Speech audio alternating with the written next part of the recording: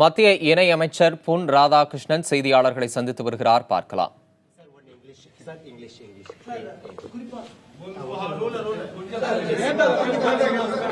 குறிப்பாக இந்த விவகாரத்துல ஆளுநர் காலதாமதமாக செய்கிறார் என்பது அவங்களது பிரதான குற்றச்சாட்டாக இது எல்லா கட்சிகளுக்கும் சொல்லக்கூடிய விஷயம். ஆளுநர் அவசரப்படக்கூடாதுன்னு சொல்றாங்க.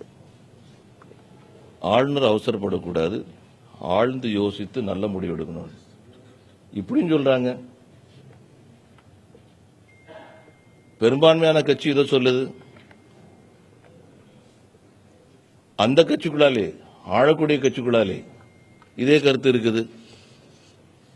ஆளுநர் ஆழ்ந்து யோசிக்கிறது நான் திரும்ப திரும்ப சொல்றேன், இது ஒரு கட்சி சம்பந்தப்பட்ட விஷயம் இல்ல. ஒரு கட்சி சம்பந்தப்பட்ட விஷயம்னு சொன்னா யார் வேணாலும் எப்படி வேணாலும் முடிவெடுத்துட்டு போலாம்.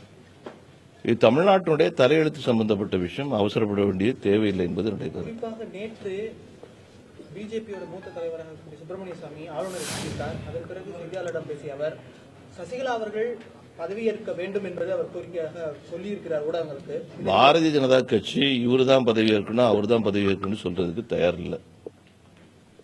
இதை முடிவு பண்ண வேண்டியது அவங்க கட்சி, அது அவங்க முடிவு பண்ண. இவ்வளவு பிரச்சனை நடக்கும்போது ஆளுநர் ஒரு துரிதமாக முடிவு எடுக்கலை அப்படின்றத பார்க்கலாமா, இல்ல பொறுமையாக இருந்து பார்க்கலாம்? நான் தான் சொன்னேன்ல, ஆளுநர் முடிவு எடுக்கணும்.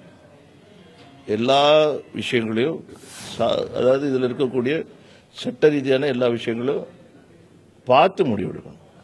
அவசர போட்டு முடிவு எடுக்கிறது சரியாக இருக்காது. அது இன்னைக்கு அவர் முடிவு எடுத்தார்னா சரி.